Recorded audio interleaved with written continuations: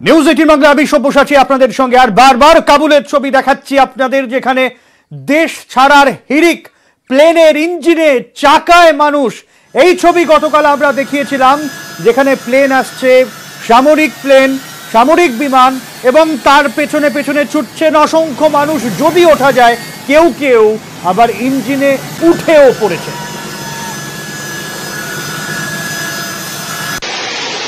আর এবার দেখুন এই ছবি, দেশ ছাড়া হিড়িক, বিমানের ইঞ্জিনে উঠে পড়েছিলেন অনেকে, সেখান থেকেই সেলফি ভিডিও।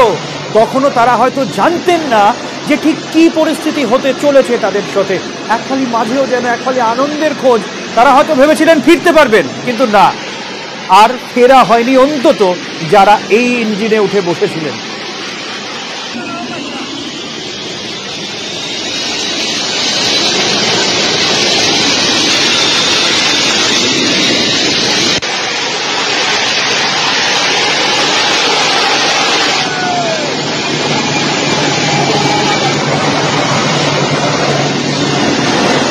আতঙ্কে ভয়ে জ্ঞান শূন্য হয়ে গেলেই বোধহয় এমন কঠিন সিদ্ধান্ত নেওয়া যায়, এবং সেই সিদ্ধান্ত নেওয়ার পর মনেও থাকে না যে ঠিক কি পরিস্থিতি হতে চলেছে। ঠিক কি পরিস্থিতি হলো এর পরের ছবি আপনাদের দেখাবো। কাবুল বিমানবন্দরে হাড় হিম করা দৃশ্য। ছবি দেখুন, ককপিটের বিপন্ন শৈশব, বিপন্ন মানবতা। কাবুল বিমানবন্দরে ফলের ক্রেটে পড়ে রয়েছে একরত্তি শিশু, দেখে কাঁদছে গোটা দুনিয়া।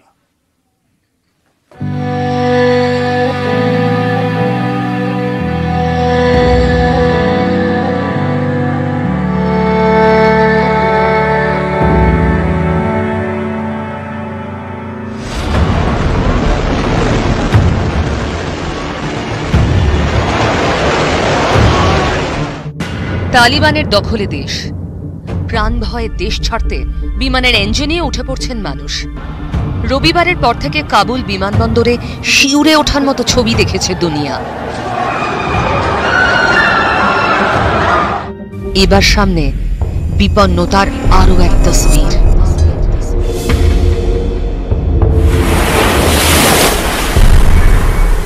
কাবুল বিমানবন্দরে পড়ে থাকা এই শিশু মনে করিয়ে দিচ্ছে আয়লান কুর্দিকে।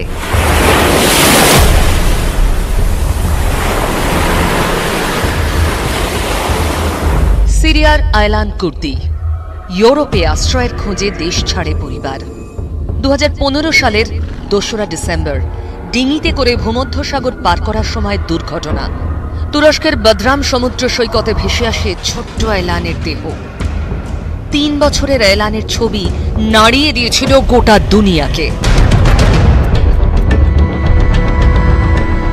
আশ্রয়ের আশায় ঘর ছেড়েছিল আয়লানের পরিবার।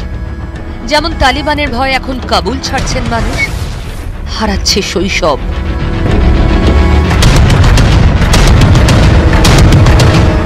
আরও একবার অসহায়তার ছবি, বিপন্ন ভবিষ্যতের ছবি। সিরিয়া পার করে এবার আফগানিস্তানে, সেই বিপন্নতারই ছবি এঁকেছেন আফগান শিল্পী শামসিয়া হাসানি, আফগানিস্তানের প্রথম মহিলা গ্রাফিটি শিল্পী। তালিবান শাসনে কেমন হবে জীবন? বন্দুক হাতে তালিবানের সামনে মোমবাতি হাতে দাঁড়িয়ে এক কিশোরী। শামসিয়া লিখছেন, আমাদের আকাঙ্ক্ষাগুলো বোধহয় এমনই কালো পাত্রে বড় হয়ে ওঠে। অন্য ছবিতে পিয়ানো হাতে বোরখা পরা মেয়েকে চোখ রাঙাচ্ছে তালিবান। ছবির নাম দুঃস্বপ্ন। তালিবান শাসনে দুঃস্বপ্ন।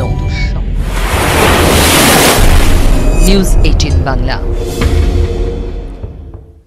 তালিবান তাণ্ডবের মাঝেই আফগানিস্তানে আটকে পড়া ভারতীয়দের উদ্ধার। বায়ুসেনার বিমানে ফিরলেন রাষ্ট্রদূত সহ 130 জন ভারতীয়।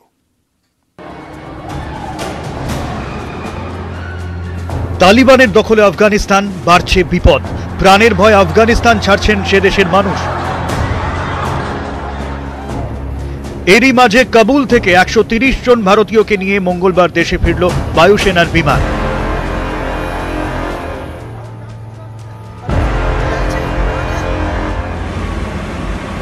কাবুলে আটকে পড়া ভারতীয়দের ফেরানোর প্রক্রিয়া মোটেই সহজ ছিল না। 15ই আগস্টে কাবুলে যায় ভারতীয় বায়ুসেনার বিমান। দুটি C-17 গ্লোবমাস্টার বিমান কাবুলে পাঠানো হয়। দূতাবাস কর্মী এবং আইটিবিপি জওয়ানদের ফেরানোর ব্যবস্থা হয়, কিন্তু কাবুল থেকে ফিরতে লাগলো 2 দিন। ভারতীয় দূতাবাসে কড়া নজর রেখেছে তালিবান। বিমানবন্দরে আসার পথে গাড়ি আটকানো হয়। সোমবার 45 জনকে উদ্ধার করে রওনা দেয় প্রথম বিমান। মঙ্গলবার 130 জনকে নিয়ে ফিরল দ্বিতীয় বিমান। কাবুলে ভারতের রাষ্ট্রদূত রাজেন্দ্র ট্যান্ডনও ফিরেছেন বায়ুসেনার বিমানে।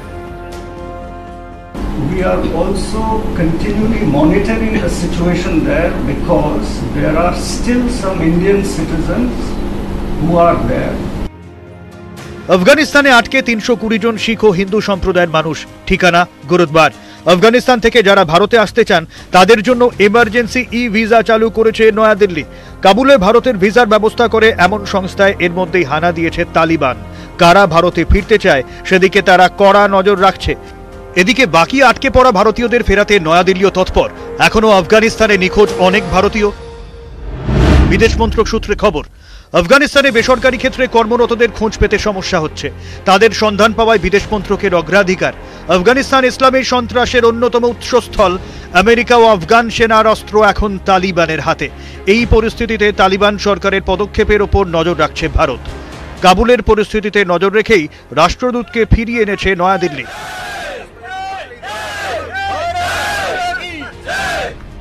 নিউজ 18 বাংলা। আর আফগানিস্তানের যা পরিস্থিতি তা নিয়ে উদ্বিগ্ন কেন্দ্র। প্রধানমন্ত্রী নরেন্দ্র মোদীর নেতৃত্বে জরুরি বৈঠকে অমিত শাহ, রাজনাথ সিং, জাতীয় নিরাপত্তা উপদেষ্টা অজিত ডোভাল রয়েছেন বৈঠকে।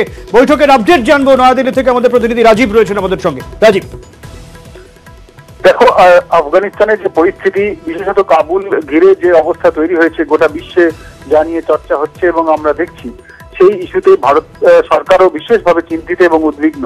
এবং সেই প্রেক্ষিতেই আজকে সন্ধ্যায় প্রধানমন্ত্রীর বাসভবনে একটা উচ্চ পর্যায়ের বৈঠক হচ্ছে। যে বৈঠকটা, যে কমিটির বৈঠক তা হচ্ছে ক্যাবিনেট কমিটি অন সিকিউরিটি, নিরাপত্তা বিষয়ক মন্ত্রিমণ্ডলের বৈঠক। এই বৈঠকে রয়েছেন প্রধানমন্ত্রীর নেতৃত্বে, এই বৈঠকে রয়েছেন কেন্দ্রীয় স্বরাষ্ট্রমন্ত্রী অমিত শাহ, প্রতিরক্ষা মন্ত্রী রাজনাথ সিং, জাতীয় নিরাপত্তা উপদেষ্টা অজিত ডোভাল এবং অর্থমন্ত্রী নির্মলা সীতারামন। এরকম নিরাপত্তা বিষয়ক বৈঠক খুব সচরাচর যখন তখন হয় না। দেশের যে পরিস্থিতি এবং পারিপার্শ্বিক প্রতিবেশী দেশের যে অবস্থা চলছে এবং তালিবান শাসন আফগানিস্তানে প্রতিষ্ঠা হয়ে গিয়েছে, সেই প্রেক্ষিতেই এই বৈঠক এবং ভারতবর্ষের জন্য কি করণীয় এবং ভারতবর্ষের এই বিদেশ নীতি, আফগানিস্তানের সঙ্গে সম্পর্ক ইত্যাদি বিষয়েই এই বৈঠক। এবং বৈঠক শেষে সরকারের তরফে কিছু জানা যায় কিনা আমাদের নজর থাকবে। অনেক ধন্যবাদ রাজীব। কাবুলে তালিবান আর আশঙ্কায় বাংলাদেশ। বাংলাদেশি জঙ্গিদের আফগান যোগ ভাবাচ্ছে ঢাকাকে।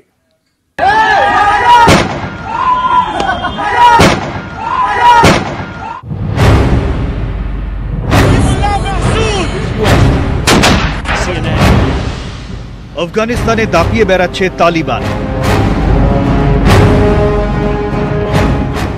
কয়েক হাজার কিলোমিটার দূরে বসে আতঙ্কের প্রহর গুনছে বাংলাদেশ। প্রশ্ন উঠতেই পারে, কেন? দুই দেশ তো একে অপরের থেকে বহু ক্রোশ দূরে, তাহলে কেন এই আতঙ্ক? গোয়েন্দা কর্তাদের একাংশের দাবি, বাংলাদেশের জঙ্গি কার্যকলাপের সঙ্গে আফগান জিহাদিদের যোগসূত্র বহু পুরনো। শুরু সেই 9-এর দশক থেকে। তখন প্রথমবার কাবুল দখল করেছিল তালিবান। তারপর 3 দশক কেটে গিয়েছে, কিন্তু সম্পর্কটা ছিন্ন হয়নি।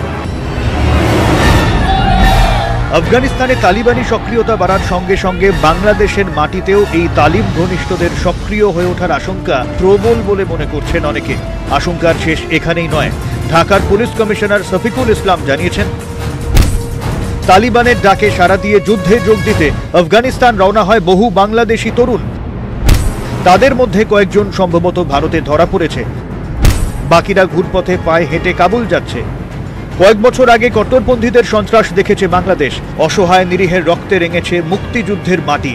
শেখ হাসিনা সরকারের তৎপরতায় গত কয়েক বছরে অনেকাংশে নিয়ন্ত্রণে এসেছে পরিস্থিতি।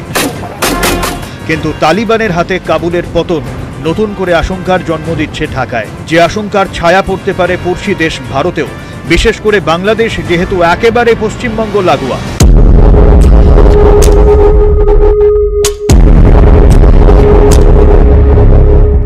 বাংলাদেশ ও পশ্চিমবঙ্গের মধ্যে প্রায় 2200 কিলোমিটার দীর্ঘ আন্তর্জাতিক সীমান্ত।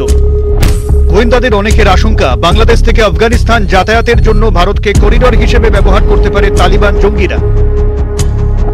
পর্যবেক্ষকদের একাংশ অবশ্য বিষয়টিকে এখনই এত গুরুত্ব দিতে নারাজ। তাদের বক্তব্য, আফগানিস্তানের মাটিতে দাপিয়ে বেড়ানো আর সুদূর কোনো এলাকায় জাল ছড়ানো একেবারেই এক জিনিস নয়। নিউজ 18 বাংলা।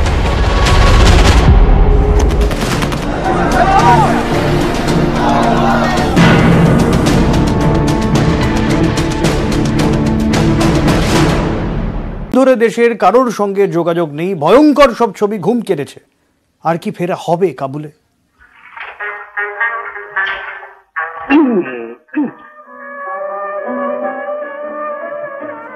কলকাতার মিনির জন্য কাবুলিওয়ালার চোখে জল। 1892 সালে রবীন্দ্রনাথ ঠাকুরের গল্পের হাত ধরে বাঙালির ঘরে ঢুকে পড়েন এক কাবুলিওয়ালা। ভিনদেশি রহমত কাবুলিওয়ালা ছোট্ট মিনিকে ভালোবেসে এই দেশ ছেড়ে যেতে চাননি।